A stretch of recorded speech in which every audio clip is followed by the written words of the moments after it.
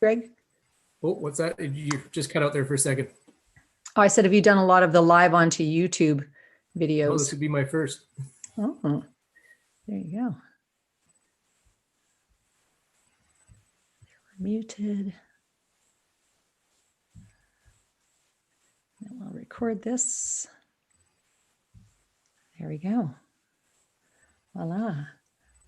Hi, everyone. Welcome to Master Your Life, the show of insight, intelligence, and inspiration, where I ask you each episode to consider who is it you are right now and who is it you are most desiring to be. What kind of life are you trying to create? What kind of character are you trying to build?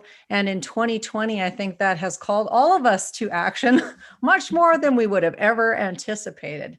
And so as I was thinking about how to take the end of the year out, what I looked at is what's the upcoming trends for 2020 or 2021, the wellness trends. And there was 4 that stood out. The first being financial wellness, and then spaces, senses, and sleep. Third was brain boosting neurotropics. And then the 4th is meditation and mindfulness. And as I was looking at these things, I thought financial wellness, you know what? We've been kind of not talking about anything but dream spelling and all this other fabulous stuff on the show for quite some time, the last few months, to try to get people out of the dream spell. But we're living here on planet Earth. And on a planet Earth, we need financial well-being. And I thought, what do I actually know about that? What could I teach about it? And I thought I might know some stuff, but I am sure no expert. So I thought, hey, what could I do for my audience that I love so much? I could bring in somebody who is actually an expert. And so it's my absolute pleasure this episode to welcome Greg Bird. Greg, welcome to the show. Thank you. Awesome. So you guys might know, well, what's Greg know and who is he on planet Earth? So Greg, why don't you, I'll just explain that maybe Greg and I grew up in the same hometown. And so we've known each other for a very long time. And well, not that long, because, we're both around 30-ish. Be like, everyone's got to now not just listen to the audio. They're going, really, around 30? Wow, you guys know a lot for such young people. But Greg and I grew up in the same hometown, rode the bus together, just rural kids. And here we are a few years later, both kind of living in the same community again. And the speed of trust really is around who do you know?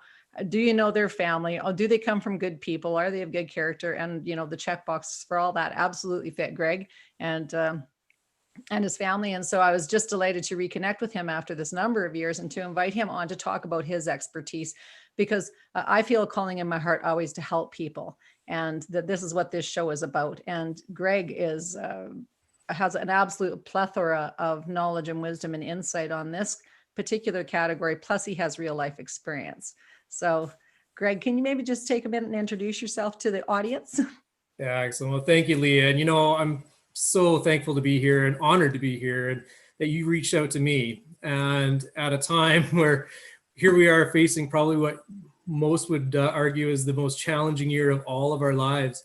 And you know what I've realized in this time is that the more vulnerable I've been and just real, the more and more it seems to be coming back to me and connecting with people. And obviously we became reacquainted after all those years. I still remember you riding the school bus, and we're back in the junior high, senior high, and all of a sudden, boom, fast forward the clock, here we are today.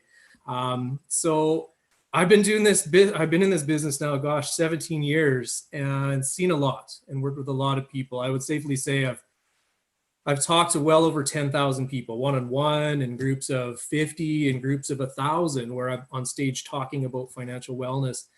And here I am today. I don't know how many listeners we're impacting today, but you said it best, is to take action, and you said another thing is, here we are, we have to really come back down to planet Earth, in the sense that at the end of the day, we need to have our financial wellness in check. So one thing I'll share, and this, and you'll find the humor in it, is I'm a carpenter's son. So I'll use the analogy, even as a financial advisor, sometimes I felt like I was the carpenter with the leaky roof, so to speak.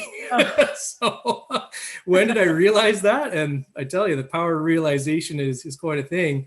Was way back when the last time we had a big recession in the world, which was 2008, 2009, which was dubbed the subprime mortgage crisis. And that recession hit me the hardest. And I had to do little checks and balances myself, help guiding families with financial planning. But man, I had to take a serious look at my own.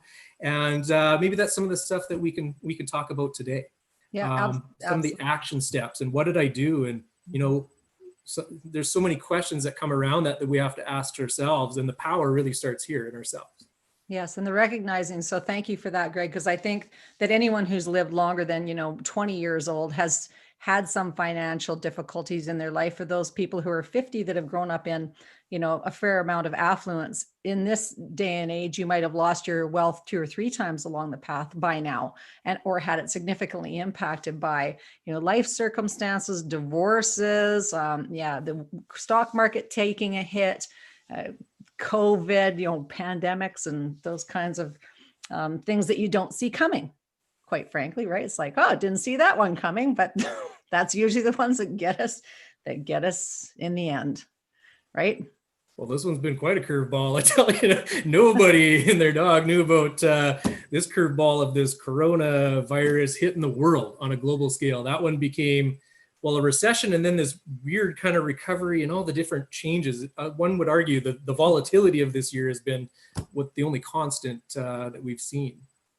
Yes, unreasonable circumstances. Right before this hit, I was actually in we'll call it a mastermind group with some folks from, retired folks from wherever, like just blue chip consulting kind of firms and stuff. And they go, oh, all we were talking about was, this big $1 trillion transfer of wealth that was going to be happening and blah, blah. And then all of a sudden COVID hit. And it was just like, we went from actually, that was the conversation to holy, like our whole lives are on tilt. And now this transfer of wealth, we're getting close to a year now since that whole thing hit. Like we're well into the 9th month of this thing. And that, the wealth transfer has not been what people thought it was going to be.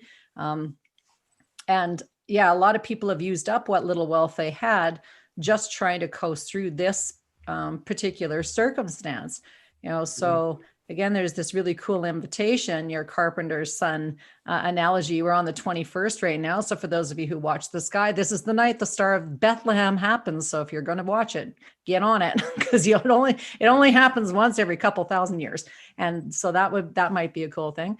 And but there's also this energy that's happening right now until the end of the year where people can really change what it is that they've been doing up to this point that may not have been working for them. And that's much more than just about a New Year's resolution, which I think people go, oh, you must just be talking about New Year's resolutions. No, I'm absolutely not talking about that at all.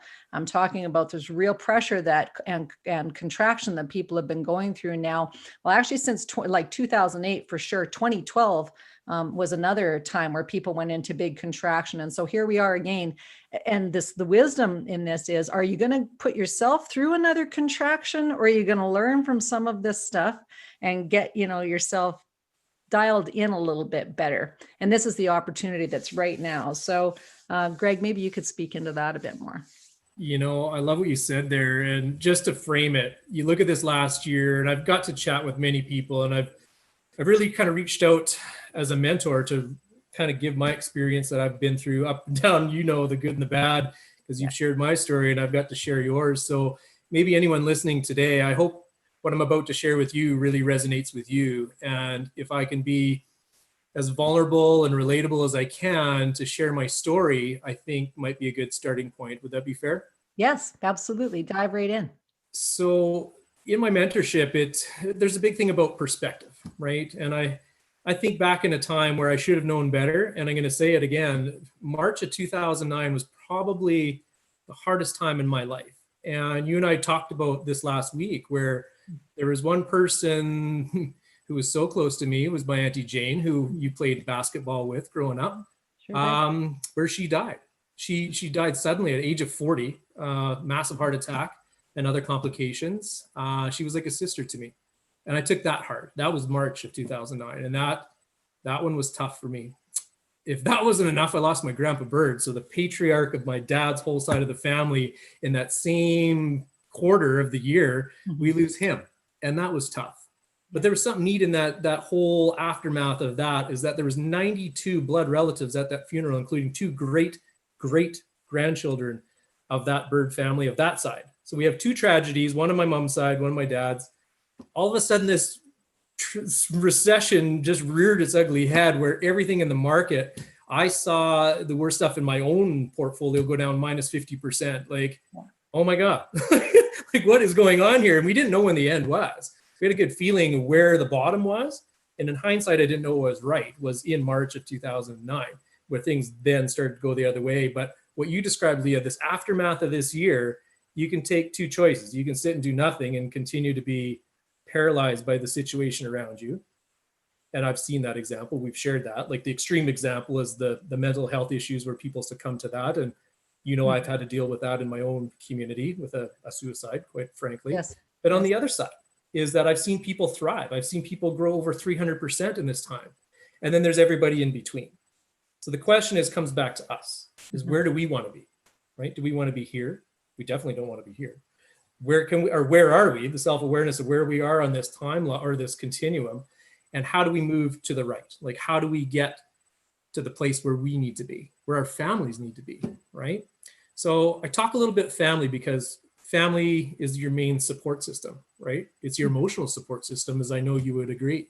But from a financial perspective, we have some responsibilities too. I got 4 little birds. They sit right above me or here on every meeting that I do. And they're here and they're a reminder, because I'm looking at them every single time I'm having a meeting, that first of all, I want to set an example, and I want to instill 4 main core values. I want to instill that perseverance, that no matter what gets thrown at us, whatever curveball, that we're survivors. Okay. If I'm the patriarch at my funeral and I have 92 birds and I'm the top of the pyramid and I pass, I want to make sure that I did my job to make sure that most of my core value of perseverance is instilled in all of them if I can do something about it. That's number one. Secondly is that hard work, right?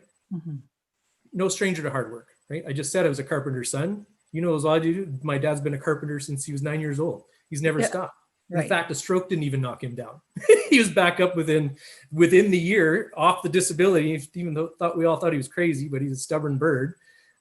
He's back to work. And, you know, that hard work, that was instilled in me, and I'm instilling it in each one of my 4 little birds. And, you know, I'm going to be that cool grandpa down the road where I'm instilling that in the grandkids. So that's number 2. Number 3, and it ties in with number 4, is honesty. You know, be honest. And what my dad taught me is do what's right and what's good, right? We've seen it quite the opposite, and we know what we're talking about of that. But doing what's right and what's good is the heart of what I feel is doing the right thing, right? For ourselves, for our kids, for our clients, for our friends, our whole entire network. So I wanted to share that because I needed to get a grasp of all that, of what am I actually putting out there, number 1. But my lowest of lows was, let's circle back to March of 2009. That was a tough time. If I felt like I was a fire, that I literally, my flames were literally gone right out and I'm just an ember. You know, when you're staring at the campfire at the end of the night? Right. There's just the embers left. Yes. That's how I felt I was at that moment. And from March till about my birthday in August of that year is when it hit me the hardest. And I don't know what triggered my lowest point being my birthday, but I had to get my head a shake. You know, we have kind of an energy tank, so to speak, where it can be fluctuated at any given day. On that day in late August, it was at 1%. 0%, I would have been dead. Like I just, I would have nothing left. We've all, if we're live listening to this right now, we've all had those moments where we feel we're right down to that last ember, that 1%. Right. Yes. So what did I do? What did I do at that point? Right. And I'm just asking that as a rhetorical question, or maybe just to get you think, maybe what would you do if you were me, or what did you do for yourself if you're at that point? But just think about that for a moment. The biggest thing goes back to how you started this call, is you took action, right? And it started by, the first thing is that self-awareness check. For the first time ever, I felt like, oh man, I just had to kind of take a step back. And there was power in that, of realize where I was at, and ask myself some really important questions, you know, like, how did I get here? Right? You were asking the same question to me when we were talking about everything together, and how I got to hear your story, Leah, is how did we get here? How did I get to this point in my life? How did all the decisions lead me to where I am today? There was a power in that, of really asking myself that question and really letting that sink in. Okay. And there's a lot of realizations that come from that question alone that took months, the ensuing months after that fact, took me 6 good months to really realize, how did I get there and where did I want to be? So that's number 2. Where do I want to go from here? Okay. It took by taking that next step, take action. I had to just put one foot in front of the other, even though it was baby steps at first. Right. Taking action was the best thing that I did at that time. So if any one of you are listening or at that point you feel right now, it's just taking action after you asked yourself that question, how did I get here? Because if you didn't learn anything, you're just going to carry on the same thing going forward, potentially, right? Right. And this is so important right now, Greg, because what people are being taught is cancel culture. It's you cancel out everything, right? So you don't actually notice anything that you've done in the past. The past is just the past. Let go of the past. Don't even think about the past. But if you don't look at the past and you don't acknowledge it, it doesn't mean you have to lay back in the bed of whatever you were doing and, bathe in it, but you've got to actually feel the feelings of what it was like to be in that position in order to emotionally have your why of why you would actually want to do something new in the future. Do you find that a lot of people struggle with that, just not wanting to look at the past at all? Or oh yeah, it goes back to that continuum. There's the extreme examples, that ones that know exactly where they are, ones that have no clue and they're paralyzed, and then there's everyone in between. So you're bang on by saying that. Is as a coach, as a financial coach, just as you're like a wellness coach and people turn to you as a mentor, is how to then coach them through this time.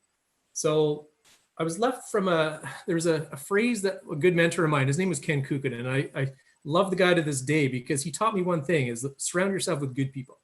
Right. There's a lot of power in that. Is once I realized, first of all, who are the good people? Right. And how do I surround myself with them? I then answered the next question. And the next question is, after I asked, how did I get here? Where do I want to go from here? Is what was my most valuable asset? So let that question sink in for a second. I know the answer because it's in my exam I had to write to get into this business 17 years ago. That actually was one of the 120 questions. What is your most valuable asset? Right? So if back in 2009, everything was taken from me, my business, now some of my family members around me, all my money seemed to be going down. I was scraping every last penny to survive. What I realized my most valuable asset was me. It was my income earning potential of getting back out there and, working hard like my dad. If I didn't have that example set in my head, I maybe couldn't answer that question right there and answered that question for myself. Is I'm my most valuable asset. It starts with me. Get me healthy again, get me back on my feet, let me do good and get back out there and do what I do best. So I asked myself a question after that moment, up until today. Every single morning, I ask myself one question. You know what that is? Tell me. Do I love what I do?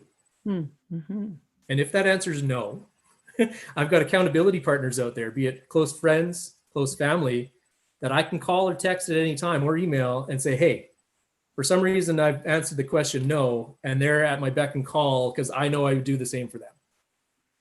Greg, are you loving what you do? And I can honestly say, since that moment in time, I can answer yes every single day. And man, my life has taken just a turning point. Once I realized that I love what I do, you can feel the energy off of me, because when you do that affirmation is powerful. Yeah, then it's easy, right? Because you are in flow with what it is that is the path that you ought to be on, instead of struggling against the stream. You're in flow with the stream, and taking the easy path, the easy inflow path, which also consequently ends up in you recovering. Maybe did you recover from the decimation? You look like you recovered, but for those of you just listening, just tuning in, how's the recovery been? Yes, I did. And all my managers back in the day, 17 years ago, they talked to me about, oh yeah, get into this business, you'll be the $1 million salesman, blah, blah, blah, blah, blah. Yeah, I never knew what that meant. And they said this thing that kept coming out, and you hear it in the commercials every once in a while, financial freedom. They always talked about financial freedom and what that was. And you're like, oh, when you get into this business, you can do that within a year. Well, no, you can't.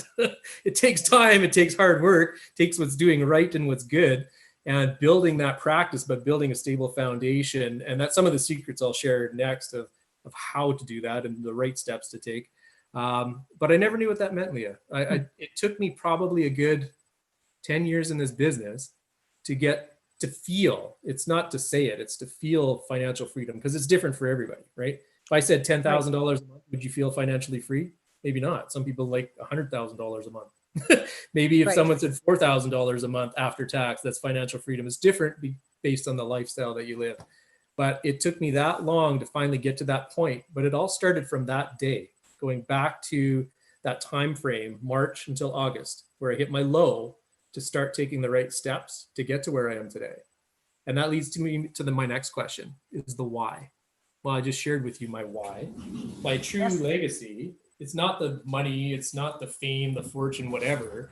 It's your family, your kids, if you can have children or have children, passing that on. And more importantly, not the money part of it. It's the legacy, and how do you want your children to then represent you and your family line and your family name. And you and I have talked about this at great lengths, right? Yes, definitely. And the concept of 7-generation planning is something that I just recently heard and went, oh, I really like that, the concept. And then as I laid there thinking about that, going, wow, that would really change how we approach, so many things. I can remember definitely thinking about grandpa, my grandparents, and maybe my great grandparents, but a lot further back, I don't know that they would have been thinking that way. But we've become more conscious about what we're creating. And I think we've become more conscious because the sheer amount of destruction that has happened to families over this last 50 years, since the inception of, and I'll just say it, the inception of birth control pills and women in the workforce. So for those of you who don't like that, complain to my publicist, just kidding. But it's just created lots of problems. Families are falling apart with this COVID thing, where more people could have taken an opportunity to repair their relationships. The actual divorce rates are skyrocketing. Family court is crying, which is, speaking morally, if people are fighting over the Christmas holidays, just invite you to take a breath. This is the wellness coach talking. Take a breath, take a step back, and wait until well into the new year before you make any personal decisions. This will keep money in your bank account by stopping divorces that are unnecessary, possibly, and maybe some of them are necessary, but this time of year and after this year, people are on edge with each other. So it's take a breath and just think about resetting yourself, and how could you actually set the course for your family for the next, not only your little pod of the next 20, 30, 40, 50 years, but how would you actually set it for your children and your grandchildren? And then what about your great grandchildren? And then what about those guys? And then things start to get a little more exciting. It's cool that way. You want to speak into that a bit more? Oh, I love that you brought that up in so many levels. Oh gosh, the number of separated couples and divorced couples I've counseled over the last 17 years has grown, probably at an alarming rate. If it was 50% 10 years ago, that number is probably 65, 70%, but there's a lot of decisions that need to be made. And just with the right advice, the right coaching, people can save themselves from financial failure and destruction. Just take it back, step back, take the emotions out of it for a second and treat it like a business decision. And that's the number one mentorship I say, is just take a step back, like take the fight out of it for a second and just look what you're doing, right? Are you setting the right example for the children, fighting and swearing at each other or whatever about money? That's the last thing that needs to have. So a lot of what I've done in the more so recently, especially at this given year, was really offering that coaching and counseling. Really, that's the pro bono part of what I do. Sometimes I feel like I'm a counselor above and beyond a financial counselor, but I don't think I would have been able to connect with those folks if I hadn't gone through it myself, because you'd agree there's a certain level of emotions that you go through that if people don't know what betrayal or anger or any of that stuff is, it's hard to talk at that level, right? Absolutely. And if you don't have children, or if you don't, like just all of it, if you've never had health problems, if people haven't been out of work, there's so many things that influence the whole financial landscape. And if you're on the outs with your partner, it just is not good, because usually by the time you get to that point, there's been successive attempts at either trying to fix things, and oftentimes finances are the reason for the divorce, which is this year again, or the last 3 years, especially in Alberta, because men who traditionally were able to find work haven't been able to. Increase in family violence, increase in suicide rates, 3 times more suicides in men in Canada this year than in the prior year. And so these are serious social problems and things that we should not be turning a blind eye to. Like, to develop compassion, for our fellow man and woman is to really look at what's going on. So to your credit that you're picking up the counselor hat a little bit and stepping into that compassionately, because you can't just provide people, an Excel spreadsheet and go, oh, here guys, here's how that's all gonna, work out. It's all gonna be just tickety boo. That's not how it goes, because there's, depending also on the ages and stages of your kids, or if they've got health issues, or they got dental stuff, or if you do or don't have health benefits, just so much stuff. Yeah, There so is. so much stuff. And you were sharing, and you were sharing an example also about, somebody who died young that their kids weren't provided for, and how that turned out. Do you want to maybe talk a little bit about that, or wherever you want to enter on that, Greg? I'll comment on that. That goes back. I'd mentioned the death of my aunt, who was like my sister. Mm-hmm. That family got torn in two, and it was sad how one took the right path and one took the wrong path. Without mentioning any names, it was really sad for me to see the aftermath of that, because I felt like I needed to do something. Like, I became the advisor of one, but the other one wouldn't return my calls. And, had I helped one, you can't change things. At the end of the day, there's that analogy: you can lead a horse to water, but you can't make him drink. Right. Well, that comes into play every day. And what you do and I do is we can give you all the tools, all the solutions, and all the mentorship, and offer experience and wisdom. I truly believe wisdom. But if you don't take it to heart and take action yourself, then it's all for naught. Mm-hmm. It so happened, it's so funny, 15 minutes before this call, Leah, one of my newest clients that came to me in March, actually, of this year, just went through everything you just described, found out there's some infidelity in the relationship, and they actually separated today, a year ago, was the day. And that's why I think he felt compelled to reach out to me, almost for some of that, you know what I mean? That counseling, that guiding, like man to man, like, I've helped him now make the right choices and get back on the right track. And he does. I commend him. I didn't think I got his permission to share his story, but it was so funny. He called me today right before this call. And I think something's calling me to maybe mention that what he's done well is he just took action. And he did exactly what I said, is took the emotion out of it. And whatever I offered him was able to then make the right decisions going forward. He's been instilling the right values in his two daughters, which I'm so proud of him. And I told him that. And I just, when you do good, you put it back out there and you see it in practice. That's what I get a kick out of. And why I can say every morning when I wake up, I love what I do, is I got at least one of those moments every single day where it doesn't matter who I'm talking to, is when they take that action. That's the most rewarding thing, because you see it and you make a difference in people's lives. To take it a step further, everyone who's listening might be thinking, well, what do you do, like, for this financial track? What's the solution? There's no right or wrong answer. And what I share with you next is just a high level thing that's been taught in every financial planning book. Not in high school, because they don't teach this in high school. We joked about that, like they should. They should make it a whole module of that career and life management planning in the curriculum, but they don't. I didn't learn about this financial planning stuff until even I was done university. We learned about investments and, invest in this stock and that stock. And I learned how to be an accountant and do my taxes properly. But I never learned financial planning. I didn't even know what a financial advisor was until I actually dealt with my first one. Right. Yes. But her name was That's Linda. why it's a good idea to have to initiate that earlier, so that your financial plan just isn't, hey, how much Ichiban can we afford this week, guys? It's sad but true. Three packs. True. I've seen all the extremes. I've seen ones that have done well. I've lived some of the extremes. So I'm laughing in jest. I'm laughing in jest totally. And people can, I'm sure this year it's relating to, like we're all, even the people who've had a good plan, well, this year it's just to sit up and take notice and go, okay, I thought I had a foolproof, fail-safe plan. But even the people who, like I say, people who've been engineers for years that I've worked with are going, holy man, we're barely hanging on, Leah. That's what I hear from people who are professional engineers, people who've worked corporately for 20, 30 years. Some of them, if they didn't get packaged out soon enough, they're going, holy man, we're just scraping by.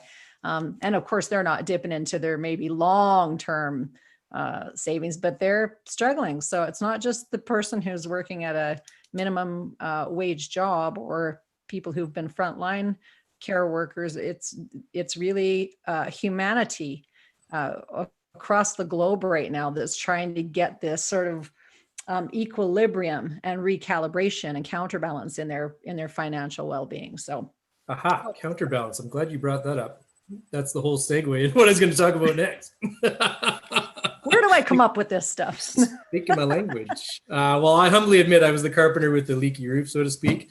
As Yes. a financial advisor, already been, 6 years into the business. I should have known better because I was counseling people. It was almost like the blind leading the blind, so to speak, in a really rough example.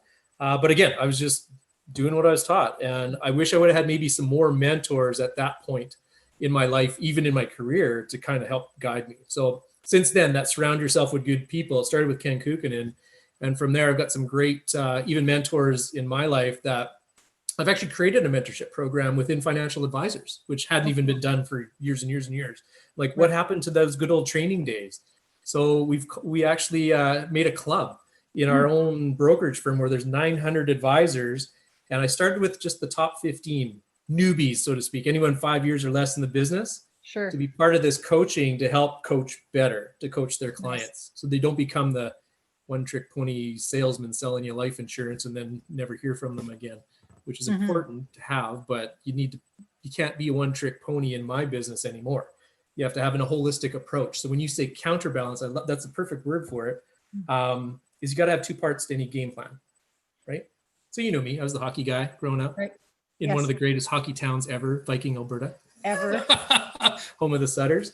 And I was coached by the coach of the Sutters, Mr. 𝘼𝙗𝙤𝙪𝙩𝙡, who was a brilliant man. And he believed that in any different game plan, there's two parts. You got to have a good offense. You have to have a good defense, right? Yes. When you put the two together, I was always the offensive centerman, and all my cousins, cousin Sean, cousin Jeff, they all became goalies. I thought they were crazy, but I don't know why you'd ever want a 100-mile-an-hour slap shot coming at you, but I was the guy doing it. So I'll use the hockey analogy, but you can swap this out with soccer. You can swap it out with football. Maybe football might be the better analogy. Think about this for a second. So, you've seen these pictures where you have like the big diagram of the field. You got the X's on one side representing one team, you got the O's on the other, right? It's an offensive plan. And then one's the defensive plan. So financial planning is no different. If you keep it simple, and anyone who likes sports that work with me as clients, I use this example. Right. It starts with, how are you going to fund this plan, right?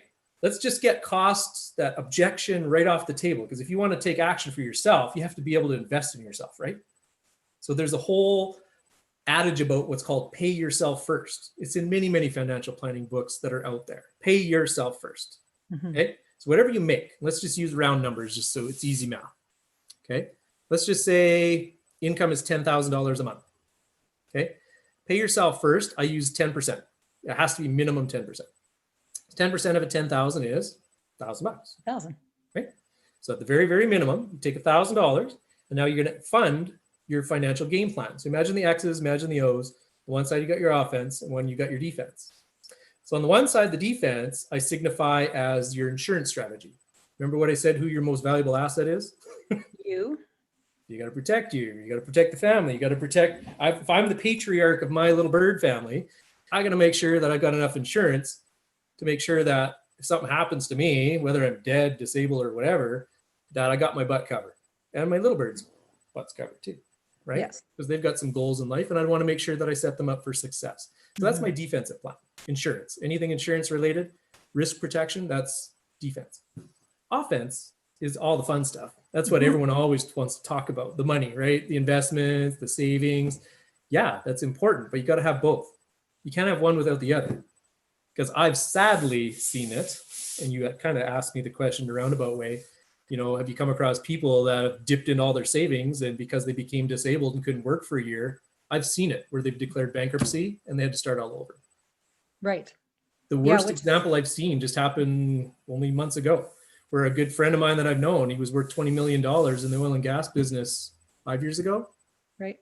Just declared personal and corporate bankruptcy this year, in this crazy year, because you've seen what happened to that industry. You follow it very closely. Very closely. And it was sad. So had he not had stuff set up properly, there's things that he could have done leading up until that time where he pulled the pin to be able to start over on. So that's an extreme example. And then, of course, we talked about the other one is suicide is an ugly thing, but it's real. It's happening. It's increasing this year to even the people you wouldn't even expect it. And that's tough. That curveball is one of the hardest I've had to deal with this year, is the aftermath of that, of how to do the planning. But that's a whole chapter in my book of how to deal with that is one thing. But let's talk about the game plan. What can we do now? We're live, we're kicking, we're listening all here together. If I'm resonating with anybody, I hope I am. Building on both beats. So insurance, defensive side, investment, savings. So all the different things you hear out there, tax-free savings account is one, RSP is one, education plan, RESP is another. If there's a disability in the family, the RDSP, these are all just high-level things you need to have and have coaching on to utilize and maximize the effectiveness of them. And then once all those four are maxed out, there's other things you can do if you're a business owner. There's an individual pension plan, things like that. And then there's kind of what I call the overflow, non-registered or open investing. Okay, that forms your whole grid or your whole playing field for investments in the offensive side. And the defense, what I'm talking about that, I mentioned a few of them, the life insurance, the disability insurance to protect you, your income, your paycheck, so to speak, the critical illness protection. And then you had mentioned the health and dental plan. So the braces, kids still need braces. That's not cheap. Kids still need prescriptions. We still need prescriptions. That's covered within all that insurance. You got to make sure you're allocating enough to both pieces. And you're, as a financial advisor, the best thing that they can do is maximize the situation or the game plan for you. Because we're all in different walks of life, right? Right. Yeah. That's the best thing a financial advisor can do, but also how to communicate that, and then the ongoing communication of how do you evolve with the plan is the second most important piece to the plan, because plans change. Curveballs hit. People lose their job. People get divorced. People get sick. In the extreme example, I think I shared with you is someone in my family lost a child at 11 years old. That was devastating. That was 2 years ago. And then 2 years later, I get this phone call saying, oh my God, there's this weird silence on the phone. And I was all excited because I get like that. I'm kind of like that. Hey, how's it going? And then there's this silence, and all of a sudden turns to like, uh-oh, is everything okay? Well, no, everything wasn't okay. And quite eerily, this person had just turned 40 years old and calls me up and says, Greg, I'm going in for open heart surgery. I'm like, what? What are you talking about? You're 40 years old. I'm like, what's going on? Yeah. And she's like, well, that critical illness stuff that you talked to me about and you made me buy, thank you, she said, is this stuff going to pay out?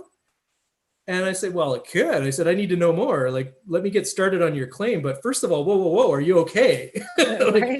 Is there anything I can do to help you right now? And she's like, no, I just need you to process this claim and find out if I get money.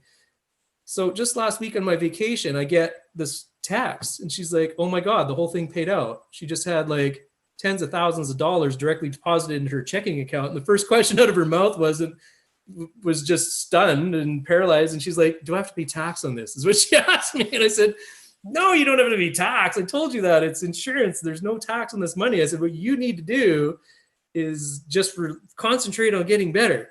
So she's able to now take this whole next year. That whole defensive part of her plan kicked in when she needed it the most. So again, this stuff is real. You never know when it's going to hit, but the importance why I bring it up and share this story, again, having a large family is a blessing and a curse at the same time, is it's gathered me a lot of perspective, and it's had me reach out more and more to those that I love and I'm related to help them with this. And I can take it a step further. I've had people this year even reach out to me within that network, and you being one of them. And I thank you for reaching out. And it comes from that mutual understanding. And I think I just want you to share your perspective. It's sometimes just mapping it out, right? That's the first thing that we did, the little exercise. Oh yeah, absolutely. The mapping it out is really important. And Greg wasn't aware that we've got a genetic illness in our family. So I won't go in, to details on this one because of timing, but It's a genetic familial disease that passes down from family member to family member at a rate of 50-50. So if your parent has it, you have a 50-50 chance of inheriting it. And it is a serious neurological disease. So you can have a family member that's a parent that's sick at the same time that somebody who's in their best earning income age have being symptomatic, and their children, and then the grandchildren. So you can actually have 4 or 5 generations ill with this thing all at the same time. It's quite devastating. So so when Greg and I got together, I was getting a hold of him just because, I want to get ahead of this as much as I possibly can. And I've got kids that are in, their early 20s, and then I've got grandchildren too. And so I'm thinking the same thing as he's thinking, about the birds, and thinking I had things covered, and I don't have them as covered as well as I thought I might.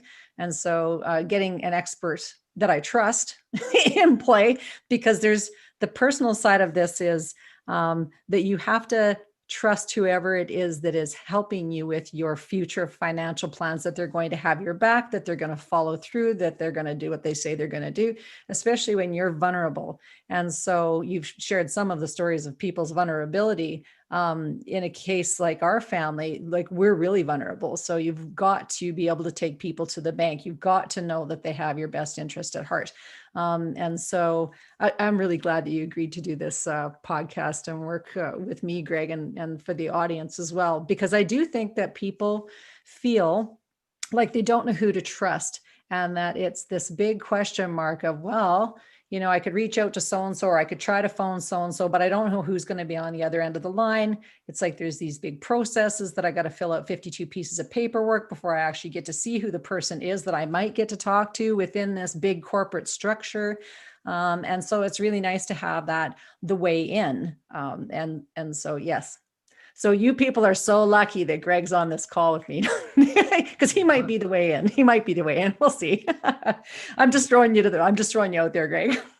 I'll tell you what, it goes back to, there could be 100,000 people online. There could be one person listening to us. If I was able to just help one person make a difference in their life, I feel good about that. And thank you, Leah. Again, I'm honored to be here and share some of my insight, my own vulnerability, my own story. God, I think back to those days, and I've actually written about it, and that felt good too, to kind of document some of these steps that I've taken. And whether I publish that book on, maybe I should actually just go forward and just do it.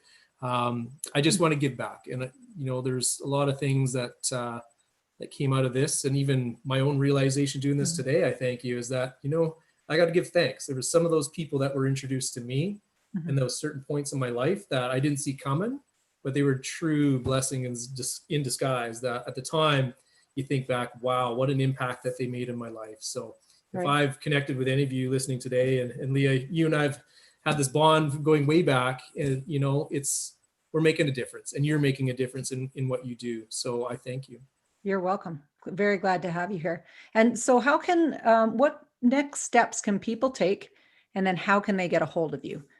Well, please, anyone feel like, Lee, you have my permission, share my contact information. I've got a whole team of these financial advisors I'm training under my wing that I can, again, goes back to relatable. If you got to choose one that you can trust, that will communicate with you, is important, that they got the right education, maybe even experience. And I'm going to say wisdom. There's a lot of wisdom to be gained from these ups and downs in the market. So get one that has sometimes a little bit of that whole nose bloodied analogy isn't such a bad thing going through 2008, 2009, because that was some true wisdom.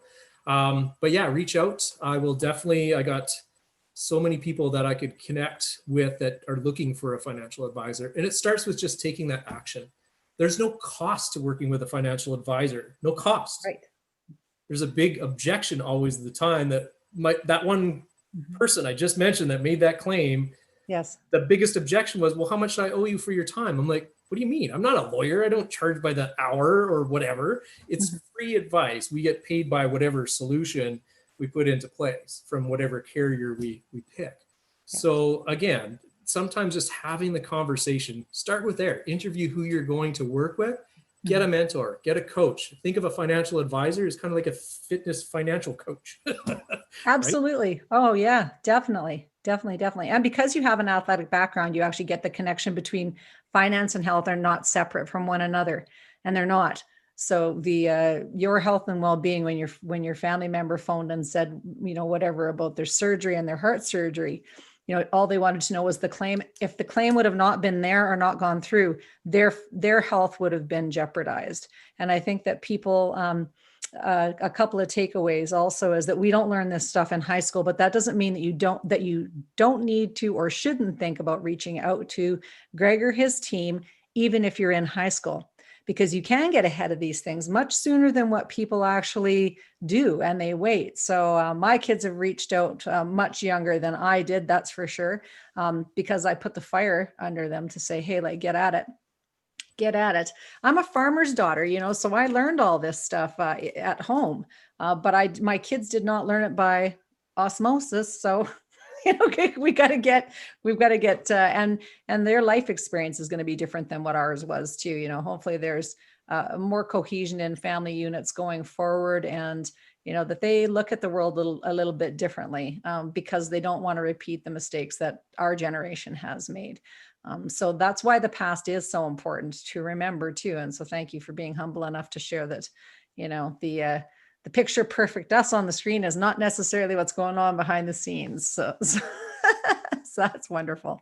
So best gift you could give your family this holiday season, or yourself this holiday season, might just be to contemplate really this financial well-being being the underpinning, health and well-being, health and finance being this enmeshed together real thing, that you cannot deal with one without dealing with the other. And that the sooner that you get on doing that, the better for you in your life.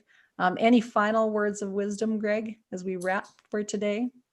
Final words of wisdom was actually, somebody asked me this question the other day, and I'm like, no one's ever asked me this question before. You want to know what it is? I do.